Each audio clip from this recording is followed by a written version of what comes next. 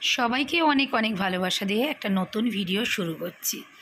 আমরা সাধারণত চাউমিন বা নুডলস এইসবই খাই। তো আজকে একটু স্প্যাগেটি বানাবো। তো প্রথমে স্প্যাগেটিগুলো তো কীভাবে সিদ্ধ করতে হয় বুঝতেই পারছিলাম না।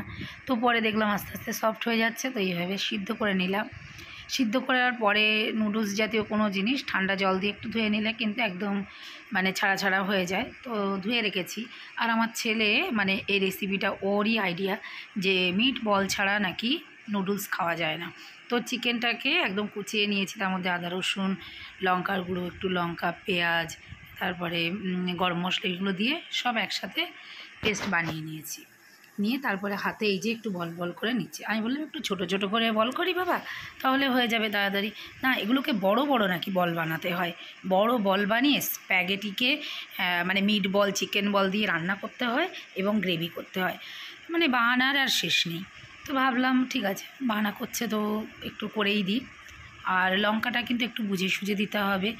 আমার মনে হয়েছিল লঙ্কাটা যেন একটু বেশি হয়ে গেছে।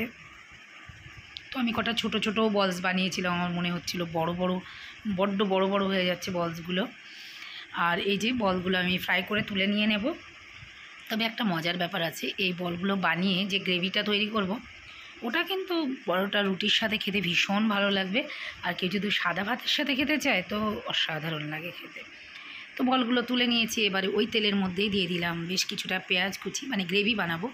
অল্প একটু আদা রসুন পেস্ট দিয়ে দিচ্ছি, দিয়ে একসাথে নাড়াচাড়া করে নিচ্ছি।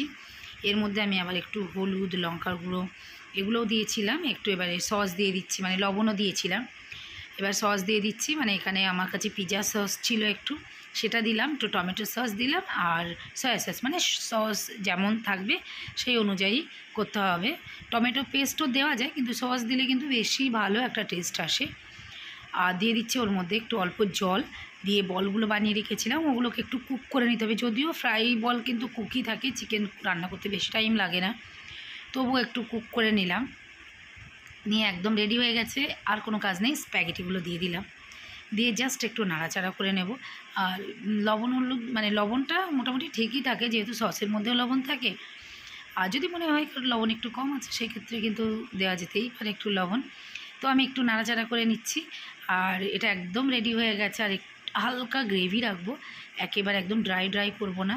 তো কেউ চাইলে ড্রাই করে দিতে পারে। তো আমি একটু হালকা হালকা গ্রেভি রেখেছিলাম, যেটা নামিয়ে নিলাম।